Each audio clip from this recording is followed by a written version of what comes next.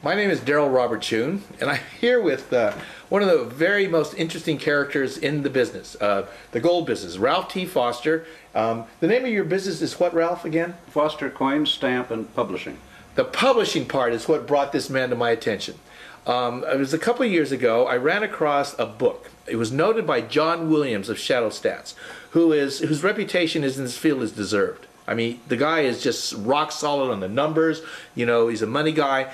And I noticed in one of his reports that he recommended one book. And I hadn't read it before. And it was Ralph Foster's book on fiat money. All right? Based on that recommendation, I sent away for it. And I was stunned.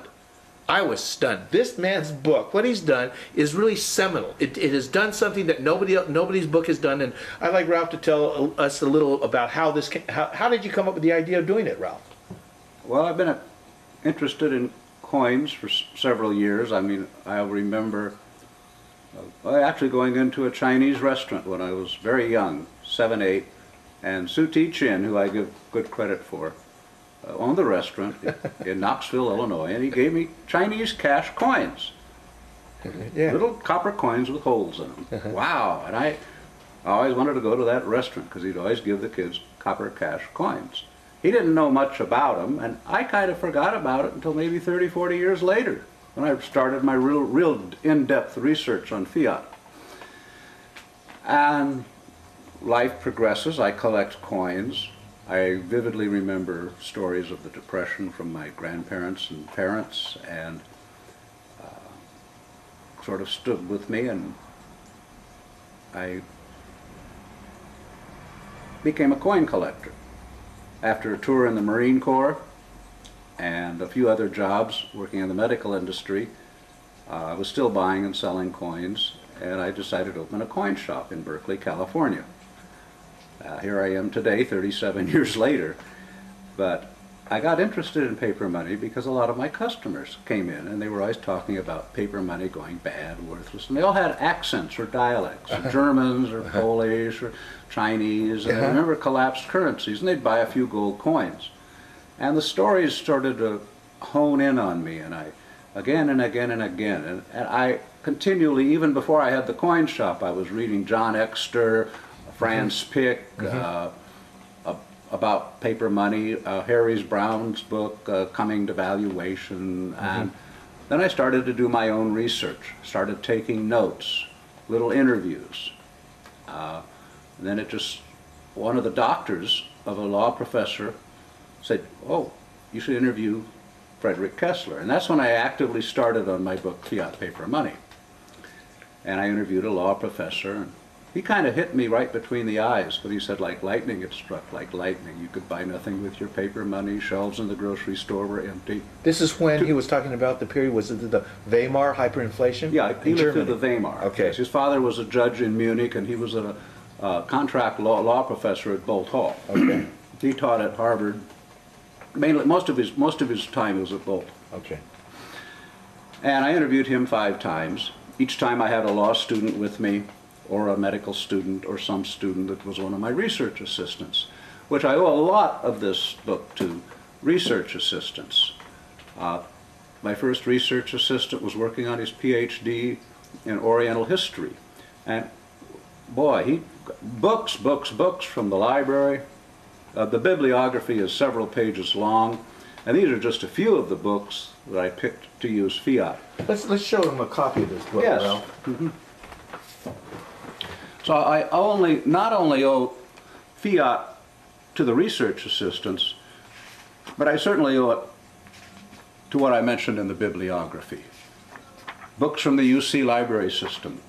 Some of the books were even brought in from Europe. One, De Pinto's essay on money in circulation, came from a library in Denmark. It was the first edition in the 1600s. It was 1720s it was issued, right after John Laws, 1770s, I believe.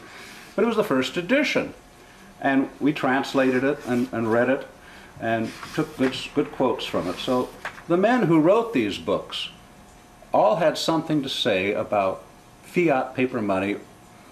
Though they may not have dwelled on it, they were pertinent in my research, and they gave me insight. So we start with the paper money and how it started in the province of Sichuan in China and how it has developed to this very day. This is an amazing thing. I sent away for Ralph's book, not knowing what to expect, only knowing that John Williams had recommended it highly. And I wasn't prepared for the effect, Ralph. I really wasn't. You know, I'm interested in this. This is my present avocation, money, all right? And I'm very well aware of fiat money, you know, and I have a general sense of it.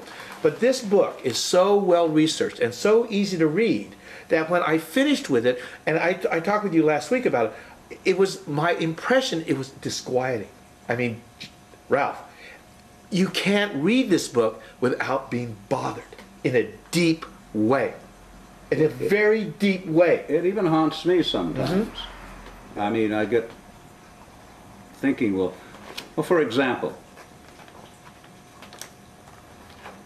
I'm talking about Jacob de Cana. Now, who's this guy? He's in the Sung Dynasty. He's an Italian merchant. And it comes from a very good source from the UC library. I think it was City of Light. I don't have my glasses on. The City of Light. UC Press. And his letters reveal that he had just a few silver grossies, and the Sung people were so scared of the invading Mongols that their very lives they were selling everything for nothing. And he made his fortune, according to de Cana. And this was the time of the collapse of the Sung currency. The currency was no good. The Mongols might kill you, sell everything and get silver and head to the hills. It happened then.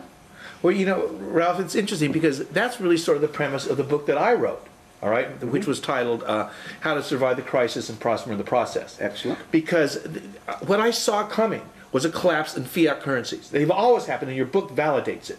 I mean, you will get this, and what Ralph's book has is that a number of countries, and it goes through all these different countries, and what happened when they went to paper money. And you realize it's not country-centric, it's human-centric. There's a flaw in us with paper that you can start out with the best of intentions. You can start out of necessity, economic, political necessity to do, you were forced into a corner by history itself. And you go into it, the road will lead you to ruin. It will always lead you to ruin. We are in this position today, right now. We are at the end of a fiat currency that we never expected to be in, that our forefathers warned us about, and it's collapsing.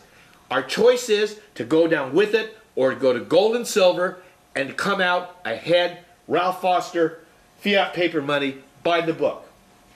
Thank you.